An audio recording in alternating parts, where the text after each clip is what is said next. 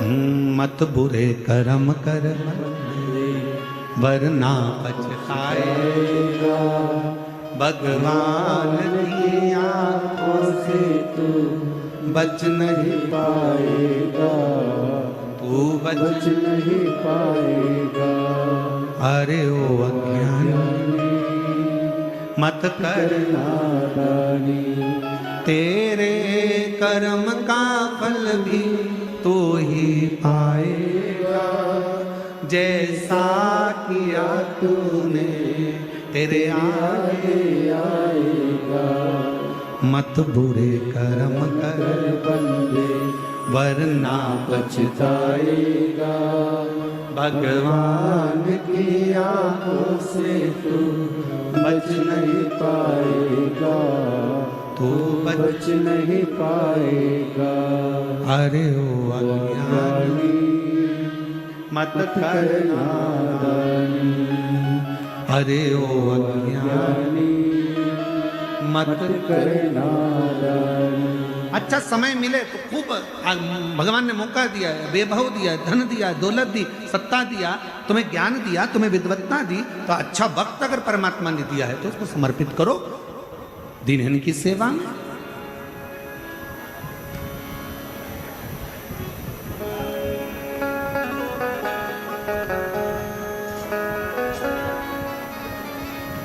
लगा दो भजन में थोड़ा। पार्वती मैया का नित्य विचार था कथा को श्रवण कर। अमरनाथ जी की गुफा में जाकर करा क्या मां जगत जननी जगदम्बा ने? केवल शिव जी से कहा मुझे कथा श्रवण करा दो, जिसके लिए मेरा जन्म हुआ है। मैं सती बनकर जन्मी थी, कुंभज बाबा के आश्रम में आप मुझे लेकर गए थे, पर वहां मैं कथा नहीं सुन पाई। मेरा मन नहीं लगा, मेरा चित्त नहीं लगा।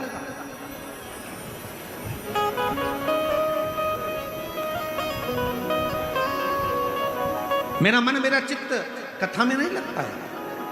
इसलिए मैं आते आते भी राम जी की परीक्षा ले ली। जान नहीं पाई कि ये सम्मुख में खड़े हुए परमात्मा भगवान श्री राम है। मैं तो सोची कि आप किसके लिए आंसू बहा रहे हो? ये मनुष्य के लिए, मानव के लिए। महाराज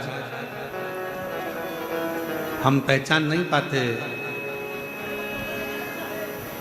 संसार में जन्मे हुए कई महापुरुषों को, और जब वो महापुरुष हमारे बीच में से चले जाते हैं तब हमको उनका स्मरण आता है कि वो थे तो उनको हमने जाना नहीं, हम पहचान नहीं पाए।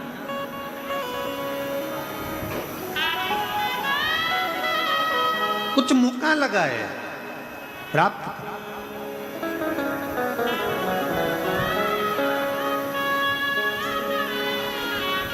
कथा रोज, सत्संग रोज करो। पार्वती जी ने भगवान शिव से कहा कि मेरा ये जन्म, मेरा जो ये वापिस मेरा जो जन्म हुआ है, इतने जन्मों के बाद मैं वापिस जो आई हूं आपके पास में, बस केवल कथा के लिए, केवल मुझे सुनना है, सुनना। और सुनना बहुत कठिन विषय है। आज के जमाने में सबसे ज्यादा कठिन विषय ही सुनना है। आज के जमाने में बहू भी तड़ाके से कह देती अपनी सास से, मैं किसी की नहीं सुनूंगी। क्या मैं सुनने के लिए आई हूं? और सास भी तड़ाके से कह देती है, ये कल की आई, मैं इसकी सुनूंगी। बहू कह देती है मैं किसी की नहीं सुनूंगी, सास कह देती है मैं ये कल की आई इसकी सुनूंगी। बेटा कह देता है पापा मुझे तुम्हारी नहीं सुनाई। बाप कह देता है मैंने तुझे पैदा करा है, मैं तेरी नहीं सुनूंगा। पत्नी पति की नहीं सुने, सास बहू की नहीं सुने, बेटा बाप की नहीं सुने, बाप बेटे की नहीं सुने, भाई भाई भाई भाई कह देता है होगा अपनी जगह पे, मैं तेरी सुनना कौन, मैं तेरी सुनूंगा क्या? देवरानी जेठानी की नहीं सुनती, मुझे क्या करना तुझसे, मैं तुम्हारी नहीं सुनूंगी। कोई सुनने को तैयार नहीं है तो सुनेगा कौन? सियोर वाला महाराज सुने कौन? कोई भी तैयार नहीं। मैं तुम्हारी नहीं सुनूंगी, मैं तुम्हारा नहीं सुनूंगा, मैं तुम्हारी नहीं सुनूंगी। सास मना करे, बहू मना करे, बेटा मना करे, बाप मना करे, भाई मना करे, बंधु मना करे, सखा मना करे, दोस्त भी मना कर देते, मैं तेरी नहीं सुनूंगा, रिश्तेदार मना कर देते, मैं तुम्हारी नहीं सुनूंगा। सुनेगा कौन? सबसे कठिन काम तो सुनना ही है। और पार्वती जी ने वही कहा कि भोलेनाथ सुना दो ऐसी कथा जिसे सुन बस मुझे सुनना है, केवल सुनना, और सुनना ही सबसे कठिन काम है।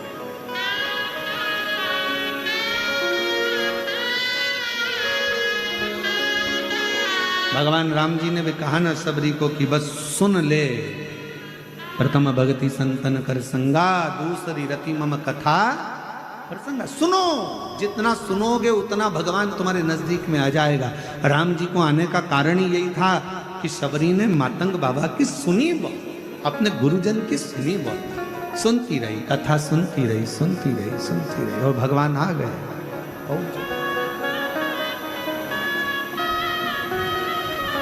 सबसे कठिन विषय है सुनना,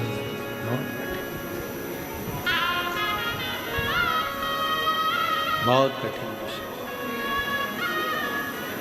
और उसमें भी जब कोई हरि चर्चा हो, शिव चर्चा हो, राम चर्चा हो, प्रभु की चर्चा हो, तो वो सुनना और कठिन, बहुत कठिन। जैसे सुनने का मौका आएगा तो कई माताएं तो 2-3 बार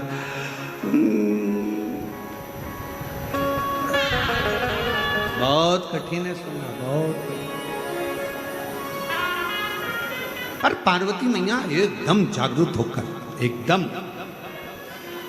प्रभु कथा सुनना है, ठीक है।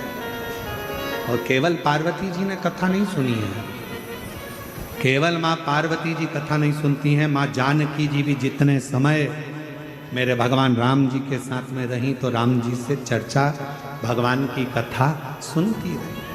माँ रुक्मणी, माँ सतभामा, माँ जामवंती, माँ कालंदी, माँ मित्रविंदा, जितनी जितनी भगवान कृष्ण की रानियां थी, सारी रानियां बैठ जाती थी और भगवान कृष्ण से भगवान की कथा श्रवण करती। और कितना सुंदर था, एक प्रसंग सुनाया महाराज। वो प्रसंग आता है कि सतभामा जी एक दिन मौका पाली और माँ सतभामा जी ने देखा एक बार भगवान कृष्ण को एकांत में बैठे हैं, शांति से बैठे हैं, एकदम मौन होकर बैठे हैं, स्तुप्त होकर बैठे हैं। सतभामा जी पहुंच गई भगवान कृष्ण के पास। तुरंत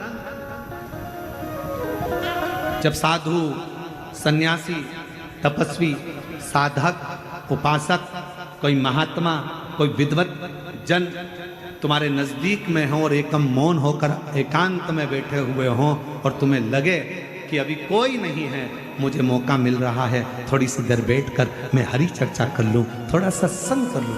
कुछ मांगने की चर्चा नहीं, कुछ प्राप्त करने की चर्चा नहीं, केवल चर्चा कर लूं कि मेरा परमात्मा मुझे कैसे मिल सकता।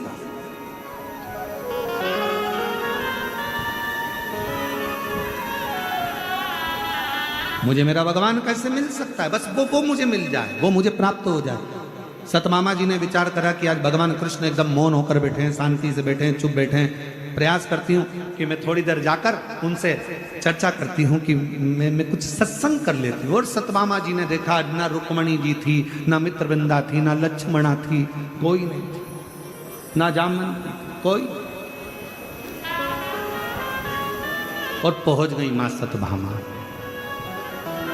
भगवान बैठे थे, बस कथा ऐसी उपस्थिति है, कथा ऐसी उपस्थिति। बैठे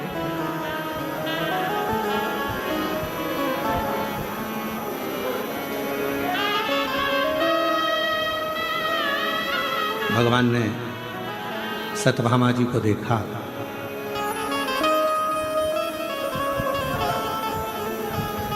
भगवान कृष्ण मुस्कुराने लगे। ईश्वर और औषधि ये दोनों एक समान है। कौन कौन? जम के बोलो। ईश्वर और औषधि ये दोनों एक समान है। औषधि का काम है तन के रोग मिटाना और ईश्वर का काम है मन के रोगों को समाप्त कर देना। अंदर विकार आ गया, काम आ गया, आसक्ति आ गई, लोभ आ गया, तृष्णा आ गई, वासना आ गई, कोई गलत विचार आ गया, गलत चित्त में धरा गया, कोई मन में कोई गलत भाव आ गया। ईश्वर और औषधि दोनों एक समान है। औषधि का काम है तन में अगर कोई रोग आ गया तो वो औषधि मिटाएगी।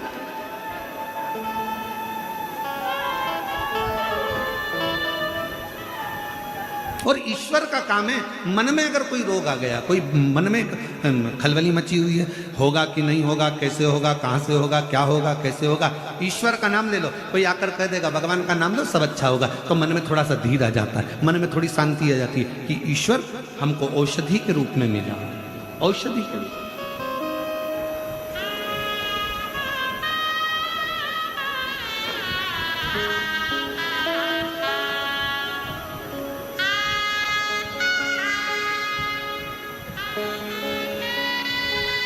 बस उसको शिव नाम में भगवान कृष्ण के पास पहुंच गई सत्यभामा जी, बैठ गई। और बैठकर मां सत्यभामा जी ने भगवान को देखा और भगवान बड़े मुस्कुरा रहे थे सत्यभामा को देखकर, उनके चेहरे पर प्रसन्नता थी। सत्यभामा समझ गई, भगवान को लग गया कि मैं आ गई।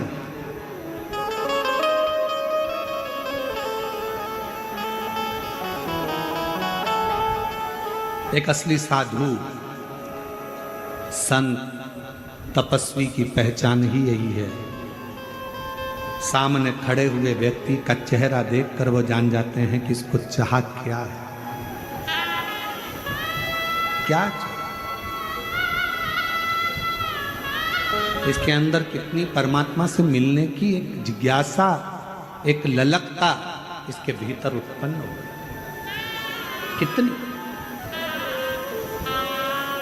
और मेरे भोले तेरा सहारा है, मेरे भोले तेरा सहारा है, मेरी नैया का तू किनारा है, मेरी नैया का तू किनारा, मेरे बाबा तुझे पुकारा है, मेरे बाबा तुझे पुकारा है, मेरी नैया का तू किनारा है, मेरी नैया का तू किनारा। बस उसको पाने की ललकता। माँ भगवान कृष्ण मुस्कुरा दिए, सतमामा आकर बैठी, उसको देखे सतमामा जी समझ गई भगवान ने मुझे देख लिया, बस इतना जान गई। और भगवान कृष्ण मुस्कुरा कर बोले, सतमामा मैं जानता हूं तुम मेरे पास क्यों आई, किस लिए आई। क्यों प्रभु आप जानते हैं? हाँ पूछो, क्या पूछना है तुमको। भगवान कृष्ण से सतभामा जी ने पूछा, मेरे पास में आप जैसे मुझे पति मिले,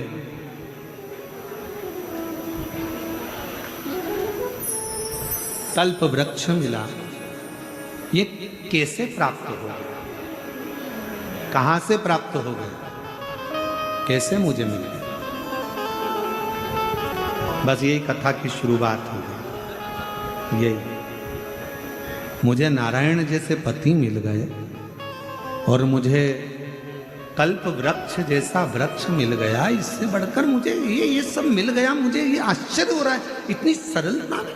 भगवान कृष्ण मुस्कुरा कर बोले, अरे ओ सतभामा ये आज का नहीं है तेरा, ना जाने पूर्व का कितना कितना तूने कोई भजन कीर्तन पुण्य आनंद करा होगा तो तुझे मिला है।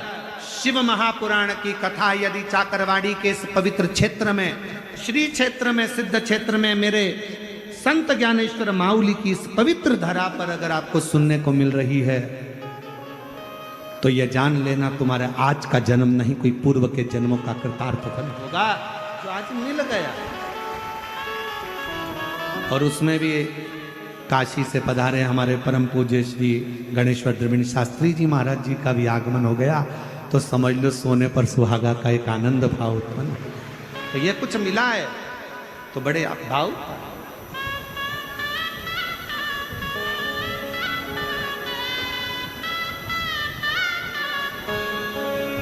शिव करता है।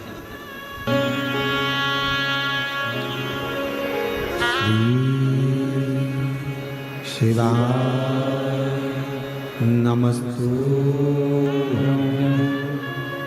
श्री शिवाय नमस्तुभ्यं श्री शिवाय नमस्तुभ्यं श्री शिवाय नमस्तुभ्यं श्री शिवाय नमस्तुभ्यं। भोला सब दुख काटो मारा, ओ भोला सब दुख काटो मारा। शिव शंकर जपो तेरी माला, बोले बाबा जपो तेरी माला। भोला सब दुख काटो मारा, ओ भोला सब दुख काटो मारा। वैश्य है मंगल मंगलकारी, वैश्य है मंगल मंगलकारी। शमशान वासी हमारा, शमशान वासी हमारा। ओ भोला सब दुख काटो मारा, ओ भोला सब दुख